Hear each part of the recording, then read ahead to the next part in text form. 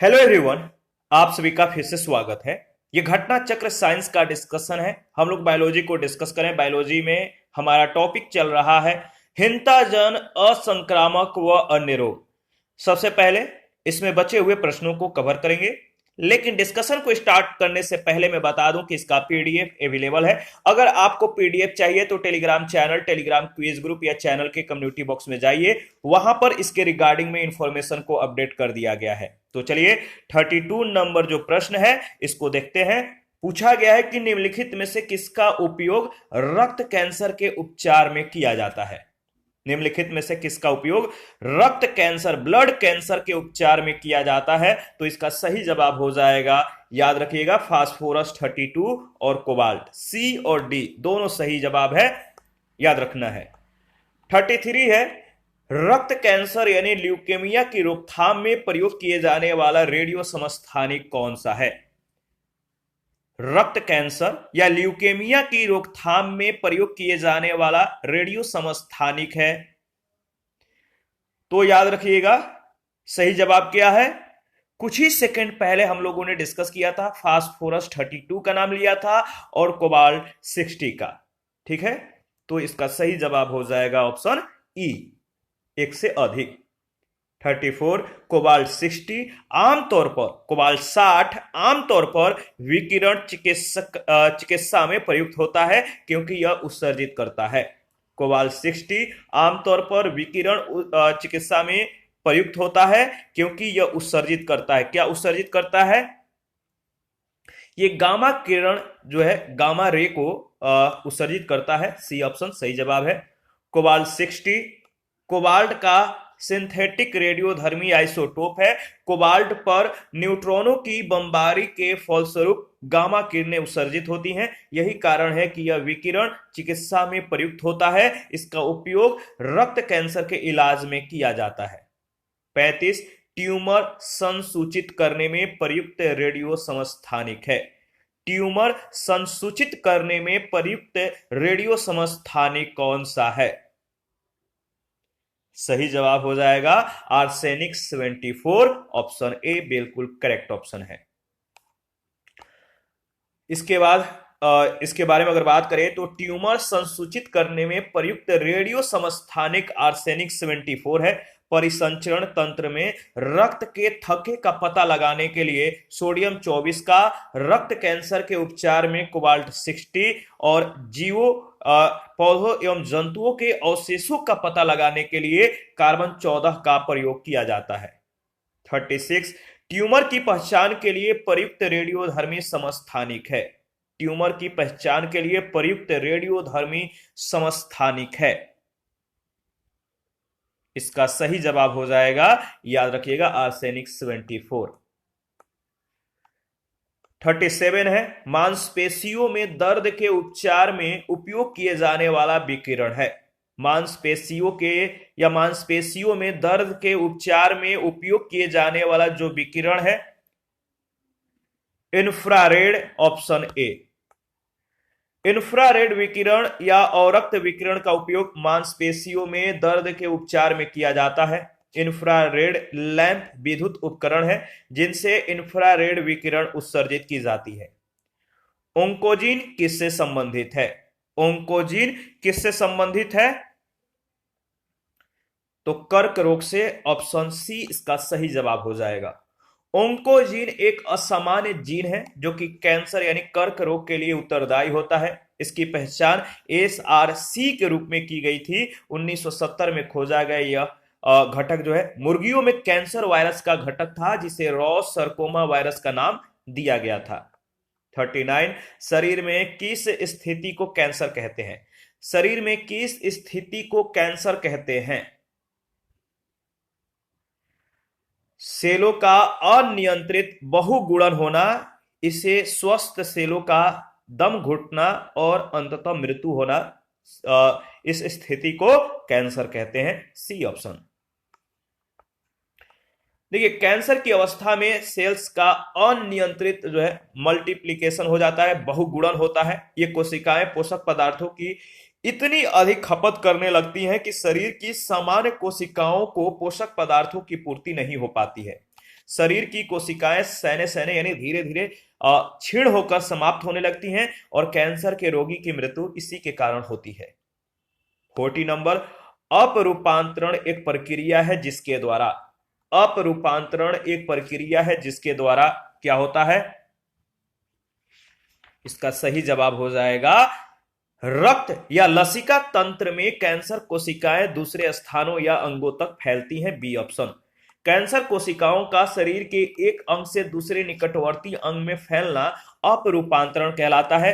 कई महीनों या वर्षों तक कैंसर कोशिकाएं शरीर के एक हिस्से में रहती है और धीरे धीरे बढ़ती है, यहां तक कैंसर पहले स्टेज का होता है। फिर यह कोशिकाएं अपने अगल बगल की स्वस्थ कोशिकाओं को जो है प्रभावित करती है, तो यह उस अंग के लिम्फ नोड तक पहुंच जाती है। यह कैंसर द्वितीय स्टेज का होता है। लिम्फ नोड या रक्त वाहिनियां इन कोशिकाओं को शरीर के दूसरे हिस्से तक पहुंचाने लगती हैं और यह कैंसर का तीसरा स्टेज है। इसे ही मेटास्टेसिस कहते हैं, अपरूपांतरण कहते हैं।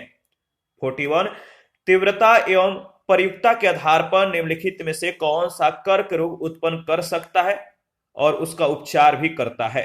तीव्रता एवं प्रयुक्ता के आधार पर निम्नलिखित में से कौन सा कर्क रोग उत्पन्न कर सकता है तथा उसका उपचार भी करता है?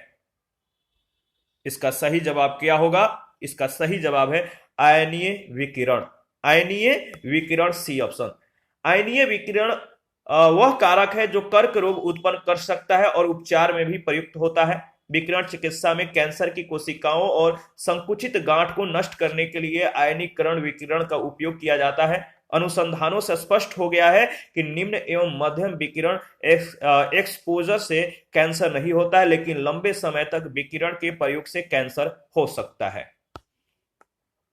42 है, मनुष्य के अंगों में से हानिकारक विकिरणों से सबसे कम सुप्राभव्य अंग है। मनुष्य के अंगों में से हानिकारक विकिरणों से सबसे कम सुप्रभाव्य अंग है। तो बताइए, इसका सही जवाब हो जाएगा मस्तिष्क, सी ऑप्शन। क्या? मस्तिष्क। देखिए, अगर बात करें तो विकिरण के माध्यम से सर्वाधिक हानि आंख को होती है, किंतु उससे कम प्रभावित ब्रेन होता है। परावैंगनिक जो विकिरण है, अल्ट्रावायलेट जो रे होता है या जो रेडिएशन होता है, इसके कारण जीराडर्मा पिगमेंटोसम नामक जो त्वचा का रोग है ये हो जाता है। 43 है, सभी प्रकार के कैंसर के चिकित्सा के लिए निम्नलिखित में से कौन सा उपचार नवीनतम है? सभी प्रकार के कैंसर के चिकित्सा के लिए कौन सा उपचार नवीनतम है, नया है? तो इसका सही जवाब हो जाएगा, याद रखिएगा, सही जवाब है क्या? तीव्रता अधिमिश्रित विकिरण चिकित्सा, IMRT। IMRT याद रखिएगा। देखिए, ये नवीनतम है, मतलब कि कह सकते हैं कि जो IMRT है यानी तीव्रता अधिमिश्रित विकिरण चिकित्सा, ये नवीनतम है। यह चिकित्सा पद्धति स्वस्थ कोशिकाओं को क्षति से सुरक्षित करते हुए कैंसर प्रभावित कोशिकाओं को नष्ट करने में चिकित्सक की सहायता करता है। 44 है, इंटरफेरॉन का प्रयोग किया जाता है किसके नियंत्रण के लिए? इंटरफेरॉन का प्रयोग किसके नियंत्रण के लिए किया जाता है? तो कैंसर के नियंत्रण के लिए, ऑप्शन ए इसका सही जवाब हो जाएगा। इंटरफेरॉन एक प्रकार का प्रोटीन है। इंटरफेरॉन अल्फा 2A का प्रयोग गुर्दे और रक्त कैंसर के उपचार के लिए किया जाता है। 45, सेरेब्रल पाल्सी एक मस्तिष्क संबंधी विकार है जो सामान्यतः पाया जाता है। तो बताइए, सेरेब्रल पाल्सी एक मस्तिष्क संबंधी विकार है जो सामान्यतः पाया जाता है किसमें? तो याद रखिएगा, छोटे बच्चों में, सी ऑप्शन। प्रमस्तिष्क अंगघात या प्रमस्तिष्क पक्षाघात या सेरेब्रल पाल्सी एक प्रमस्तिष्क संबंधी विकार है, डिजीज है। यह विकार विकसित होते मस्तिष्क के मोटर कंट्रोल सेंटर में हुई किसी क्षति के कारण होता है और यह बीमारी गर्भधारण, बच्चों के जन्म के समय और 3 वर्ष तक के आयु के बच्चों को होती है। 46, अल्जाइमर रोग में मानव शरीर का कौन सा अंग प्रभावित होता है? अल्जाइमर रोग में मानव शरीर का कौन सा रोग प्रभावित होता है? इसका सही जवाब क्या होगा बताइए? इसका सही जवाब हो जाएगा मस्तिष्क, यानी बी ऑप्शन बिल्कुल करेक्ट ऑप्शन है।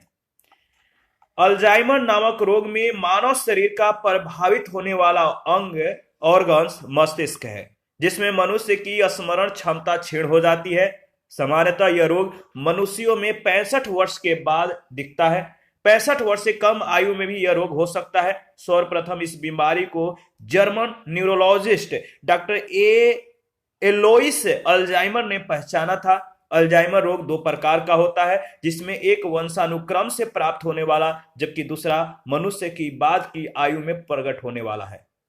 ठीक है। 47 है, हाल ही में वैज्ञानिकों ने उस प्रोटीन की खोज कर ली है जो मस्तिष्क के खतरनाक रोग, जो कह सकते हैं जो मस्तिष्क के जो खतरनाक रोग है अल्जाइमर को उत्पन्न करता है, वह कौन सा प्रोटीन है? हाल ही में वैज्ञानिकों ने उस प्रोटीन की खोज कर ली है जो मस्तिष्क के खतरनाक रोग अल्जाइमर को उत्पन्न करता है। निम्नलिखित में से कौन सा प्रोटीन है? तो सही जवाब है amyloid precursor protein. Amyloid precursor protein, C option. वह प्रोटीन जो मस्तिष्क के खतरनाक रोग अल्जाइमर को उत्पन्न करता है वह है बीटा एमिलाइड प्रिकर्सर प्रोटीन। 48 है, पार्किंसन बीमारी के उपचार के विकास के लिए किसको नोबेल पुरस्कार दिया गया?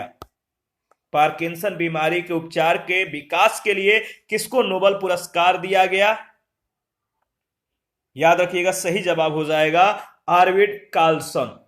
आर्विड कार्लसन, यानी ऑप्शन ए। पार्किंसन बीमारी के उपचार के विकास के लिए स्वीडिश न्यूरोलॉजिस्ट आर्विड कार्लसन को नोबेल पुरस्कार से सम्मानित किया गया। उन्होंने जो है खोज की कि डोपामाइन मस्तिष्क में यह एक महत्वपूर्ण न्यूरो ट्रांसमीटर है जो पार्किंसन रोग के दौरान मस्तिष्क के बेसल गैंग्लिया में डोपामाइन उत्पन्न करने वाले तंत्रिका कोशिकाओं का क्षय होने लगता है, जो शरीर में कपकपी, अकड़न और गति अक्षमता का कारण बनता है। उनके शोध से यह ज्ञात हुआ कि पार्किंसन रोग मस्तिष्क के कुछ भाग में डोपामाइन की कमी के कारण होता है और इसके लिए एक कारगर औषधि विकसित किया जा सकता है। यह आर्विड कार्लसन, एरिक कंडेल और पॉल ग्रीनगार्ड को तंत्रिका तंत्र में सिग्नल ट्रांसडक्शन से संबंधित उनकी खोज के लिए वर्ष 2000 में फिजियोलॉजी और मेडिसिन के लिए नोबेल पुरस्कार से सम्मानित किया गया था। आगे बढ़ते हैं, प्रश्न संख्या नेक्स्ट 49। खुजलाने से खाज मिटती है। खुजलाने से खाज मिटती है क्योंकि इससे कुछ तंत्रिकाएं उद्दीप्त होती हैं जो मस्तिष्क को प्रतिहिस्टामीन रसायनों का उत्पादन बढ़ाने का निर्देश देती है। खुजलाने से खाज मिटती है क्योंकि इससे कुछ तंत्रिकाएं उद्दीप्त होती हैं, स्टिमुलेट होता है, जो कि मस्तिष्क को प्रतिहिस्टामीन रसायनों का उत्पादन बढ़ाने का निर्देश देती है। 50 नंबर, एनोएस्मिया कहते हैं। एनोएस्मिया कहते हैं। तो घ्राण संवेदन की कमी को एनोएस्मिया कहते हैं। 51 है, सूची 1 सूची 2 के साथ मिलान करना है। तो चलिए मिलान करते हैं। खैरा किसके कारण होता है? खैरा रोग जस्ते की कमी के या जस्ते की मलानता के कारण होता है, कमी के कारण होता है। ठीक है। इसके बाद एनीमिया किसके कमी के कारण होता है? तो आपको मालूम है लौह की। ग्वाइटर या गलघोंटा आयोडीन की और विटामिन सी की कमी से स्कर्वी नामक रोग होता है, यानी इसका सही जवाब हो जाएगा ऑप्शन डी। खैरा जस्ते की कमी, एनीमिया लौह की कमी, गलघोटा या ग्वाइटर आयोडीन की कमी से, स्कर्वी विटामिन सी की कमी से होता है। 52 है, कौन सा प्रदूषण नॉक नी सिंड्रोम के लिए उत्तरदायी है?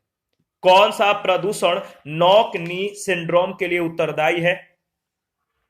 तो याद रखिएगा फ्लोराइड। जल में फ्लोराइड प्रदूषण नॉक नी सिंड्रोम या गेनुवेल्गम के लिए उत्तरदायी है। ठीक है। जो फ्लोराइड है फ्लोराइड प्रदूषण हड्डियों के लिए विषाक्त प्रभाव उत्पन्न करता है, हड्डियों के लिए नुकसान होता है, हड्डियों को कमजोर, फ्रैक्चर और अस्थायी विरूपण का कारण बनता है। रिकेटस और ऑस्टियोकांडोडिस्प्लेसिया के कारण ही यह सिंड्रोम हो सकता है। 53 इसके कारण भी याद रखिएगा, किसके, रिकेटस और ऑस्टियोकांडोडिस्प्लेसिया के कारण भी यह सिंड्रोम हो सकता है।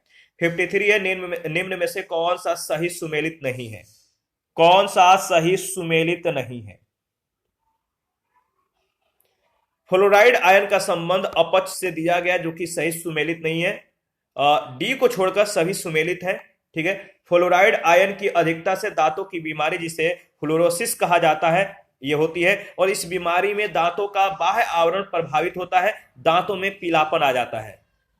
54 मिनी माता व्याधि निम्न धातु की हानिकारक मात्रा के कारण हुई। मिनी माता व्याधि निम्न धातु की हानिकारक मात्रा के कारण हुई, किसके कारण हुई, तो सही जवाब है पारा के कारण, मरकरी के। मिनी माता रोग शरीर में पारा के अधिकता के कारण होता है, जो Hg है इसकी अधिकता के कारण होती है। प्रारंभ में यह जापान की मिनी माता के खाड़ी में पारा से संबंधित पारा से लैस मछलियों को खाने से हुआ था, इसीलिए इसे मिनी माता व्याधि की संज्ञा दी गई है। इस रोग के कारण शरीर के अंग जो होंठ या जीभ जो है ये काम करना बंद कर देते हैं, साथ ही बहरापन, आंखों का धुंधलापन और मानसिक असंतुलन भी पैदा होता है। मिनी माता व्याधि का मुख्य कारण क्या है, तो आपको मालूम है, सेम प्रश्न सेम जवाब। मिनी माता जो रोग है इसका मुख्य कारण है पारद यानी पारा मरकरी। इसके बाद 56 पूछा गया है कि जापान की 1953 में होने वाली मिनी माटा व्याधि हुई थी उन मछलियों को खाने से जो संक्रमित थी, उन मछलियों को खाने से मिनी माटा व्याधि हुई थी 1953 में जापान में। तो बताइए किससे, उन मछलियों ने क्या खाया था, किससे संक्रमित थी, तो पारद के द्वारा ये मतलब कि संक्रमित थी, सी ऑप्शन। मिनी माता व्याधि सर्वप्रथम जापान के मिनी माटा शहर में ज्ञात हुई थी। यह व्याधि औद्योगिक संदूषित जल में मिथाइल मरकरी की निकास से या निकासी से मिनी माटा खाड़ी और सिरानुइस सागर में मछलियों के प्रदूषित होने से हुई थी। इटाई रोग किसके दीर्घकालिक विषाक्तन से होता है, इटाई जो रोग है किसके दीर्घकालीन विषाक्तन से होता है, याद रखिए कैडमियम, सी ऑप्शन। इटाई जो रोग है कैडमियम के दीर्घकालीन विषाक्तन से होता है। सर्वप्रथम यह रोग जापान के टोयामा प्रांत में देखा गया, खनन कार्य के द्वारा नदियों में कैडमियम के विमोचन से यह रोग फैला था। 58 है, एलर्जी के कारण कौन सी बीमारी होती है, एलर्जी के कारण कौन सी बीमारी होती है, तो अस्थमा, डी ऑप्शन। एलर्जी वस्तुतः विशेष अगर बात करें तो एलर्जी वस्तु विशेष के प्रति मनुष्य की अत्यधिक संवेदनशीलता है जो सामान्य मनुष्यों में नहीं पाई जाती है। औषधि, परागकण, धूलकण, रासायनिक पदार्थ इत्यादि एलर्जी के कारण बनते हैं जिन्हें एलर्जन कहते हैं। इनके कारण शरीर में अस्थमा यानी दमा, ज्वर, सिरदर्द, सर्दी इत्यादि रोग हो जाते हैं। 59 यदि एक व्यक्ति केवल दूध, अंडा और रोटी का उपभोग करता है तो वह उसको कौन सा रोग हो सकता है।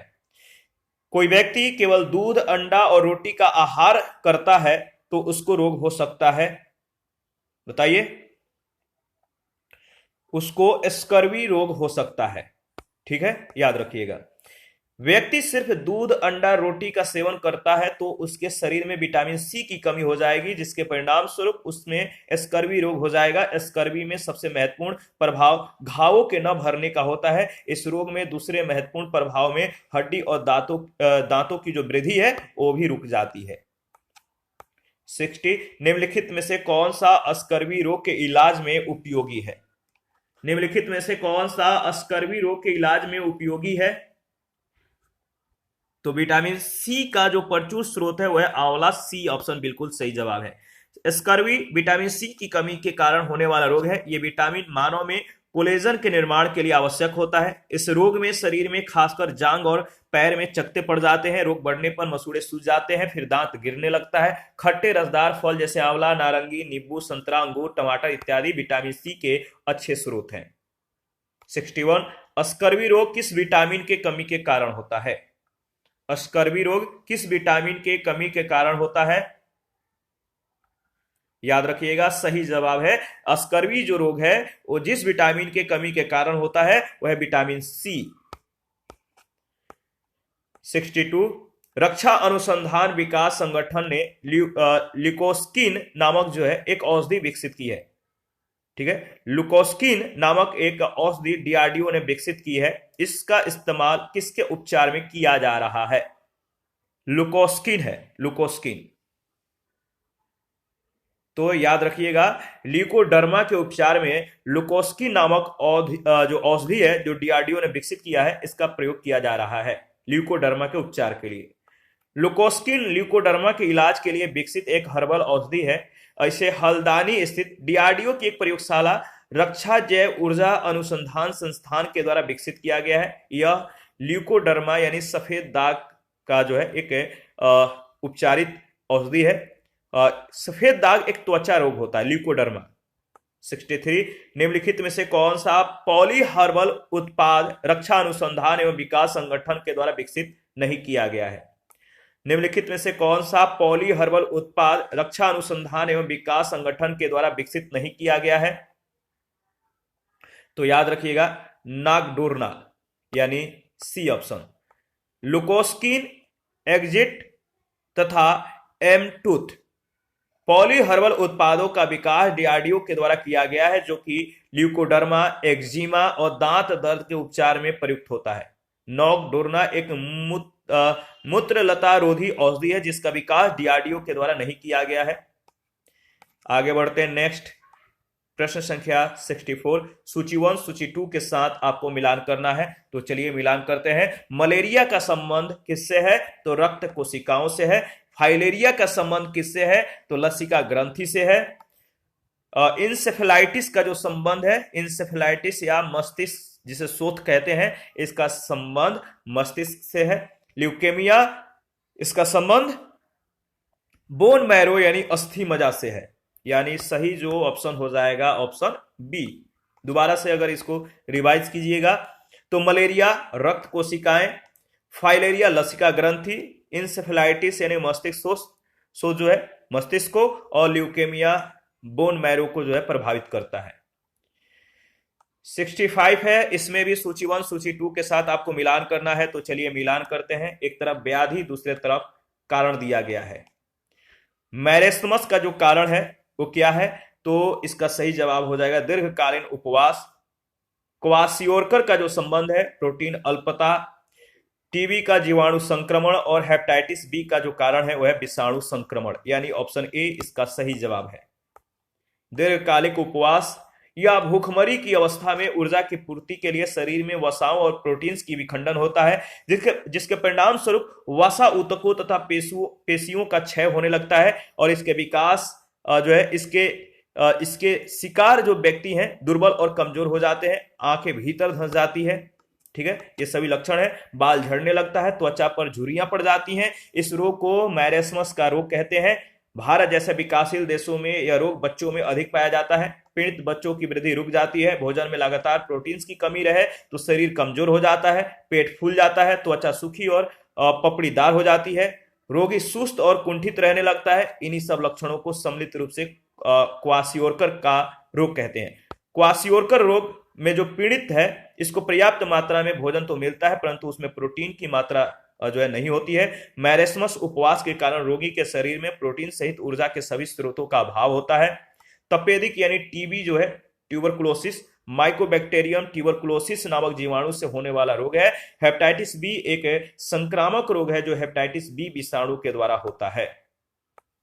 60 बच्चों में प्रोटीन की न्यूनता के कारण जो रोग उत्पन्न होता है वह कौन सा है? बच्चों में प्रोटीन की न्यूनता के कारण जो रोग उत्पन्न होता है, इस रोग का कारण क्या है आप बताइए। सही जवाब क्या होगा? इसका सही जवाब हो जाएगा, याद रखिएगा, क्या? मैरेस्मस। सही जवाब क्या है? मैरेस्मस। याद रखिएगा ऑप्शन ए बिल्कुल करेक्ट ऑप्शन है। इसके बाद 67 है, निम्नलिखित में से किसमें सुमेल है? कौन सा सुमेल है? तो पीलिया का संबंध यकृत से दिया गया, बी ऑप्शन बिल्कुल सही जवाब है। ठीक है, देखिए जो सुमेल है मोतियाबिंद का जो संबंध है आंख से, पीलिया का यकृत से, टाइफाइड का आंत और निमोनिया का फेफड़े से। ठीक है, तो इसमें जो किसमें सुमेल है, तो बी ऑप्शन, पीलिया यकृत। 68 है, निम्नांकित जोड़ों में किसका सुमेल है, कौन सा सही पेयर है। तो निमोनिया का संबंध फेफड़े से दिया गया, ये बिल्कुल सही पेयर है, यानी सही ऑप्शन है। इसके बारे में अगर बात करें तो निमोनिया फेफड़े का एक रोग है जो कि स्ट्रेप्टोकोकस निमोनी नामक जीवाणु के द्वारा होता है। इसमें रोगी को ठंड लगकर बुखार आता है। अन्य विकल्पों में मोतियाबिंद, आह का और पीलिया यकृत का रोग है।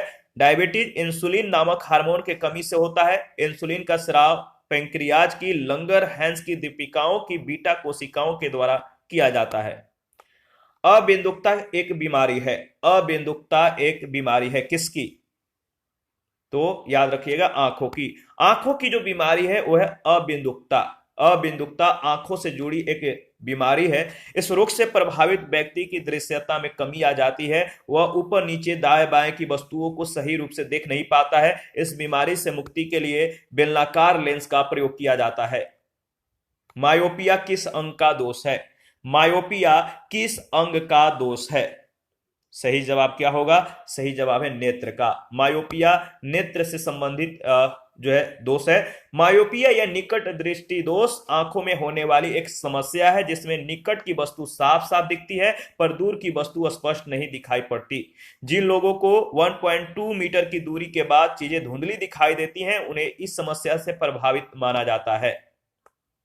71 निकट दृष्टि दोष को ठीक किया जाता है, निकट दृष्टि दोष को ठीक किया जाता है। इसका सही जवाब क्या होगा आप बताइए। औता लेंस प्रयुक्त करके जो निकट दृष्टि दोष है इसको ठीक करने के लिए औता लेंस का प्रयोग किया जाता है। देखिए निकट दृष्टि दोष को औता लेंस का प्रयोग करके ठीक किया जा सकता है। इस प्रकार के दृष्टि दोष में नेत्र में गोलक के कुछ बड़े हो जाने या कॉर्निया या लेंस के अधिक उतल हो जाने के कारण फोकस बिंदु तथा रेटिना के बीच की दूरी बढ़ जाती है। पास की वस्तुएं तो साफ किंतु दूर की वस्तुएं धुंधली दिखाई देती हैं। इसमें वस्तु का प्रतिबिंब रेटिना पर न बनकर कुछ आगे बन जाता है।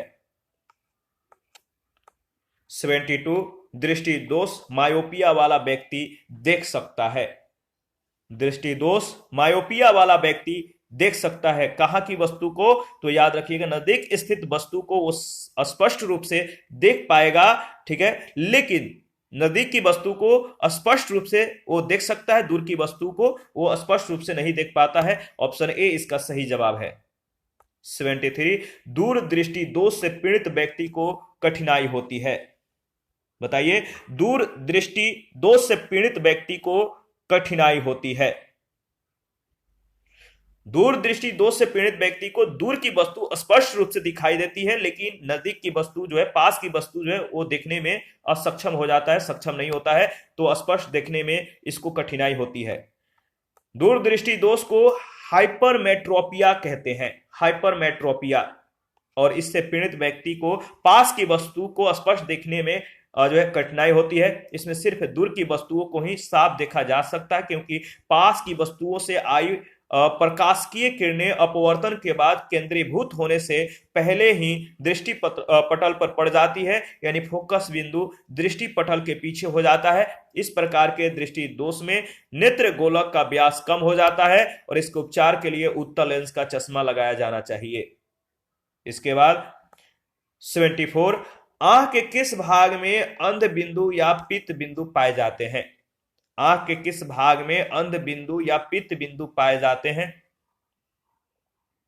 तो इसका सही जवाब हो जाएगा बताइए दृष्टि पटल यानी डी ऑप्शन। पित्त बिंदु या येलो स्पॉट आंख के दृष्टि पटल के मध्य में स्थित एक अंडाकार बिंदु होता है, रेटिना के मध्य में स्थित एक अंडाकार पॉइंट होता है, यही स्पॉट होता है, यही दृष्टि संवेदन सबसे तीव्र होता है। अंध बिंदु वह स्थान होता है जहां पर दृष्टि तंत्रिका रेटिना को अक्षीय बीम पर बेधती है। इस स्थान पर प्रकाश संवेदनाओं को ग्रहण करने वाली फोटो रिसेप्टर कोशिकाओं का अभाव होता है। 75 रेटिना अपवृद्धि है, रेटिना अपवृद्धि है। तो रेटिना अपवृद्धि है अग्र मस्तिष्क पक्ष की, यानी सी ऑप्शन इसका सही जवाब हो जाएगा। इसके बारे में एक लाइन याद रखिएगा, रेटिना अग्र मस्तिष्क पक्ष की एक अपवृद्धि के रूप में विकसित होता है। इसी के साथ आज का सेशन समाप्त करते हैं। नेक्स्ट सेशन में बचे हुए प्रश्नों को कंप्लीट करेंगे और आप अपना प्रतिक्रिया देते रहिए। आपके प्रतिक्रियाओं का हमें बेसब्री से इंतजार रहता है। जिन लोगों ने Telegram channel, Telegram quiz group या चैनल का जो फेसबुक है, जो पेज है, चैनल का पेज है, या जो चैनल का जो इंस्टाग्राम पेज है, उसको अगर आपने ज्वाइन नहीं किया है तो प्लीज आप लोगों से नम्र निवेदन है कि हमें सपोर्ट करें, ज्वाइन करें और चैनल को शेयर करें और वीडियो को लाइक करें। Thank you. मिलते हैं नेक्स्ट सेशन में।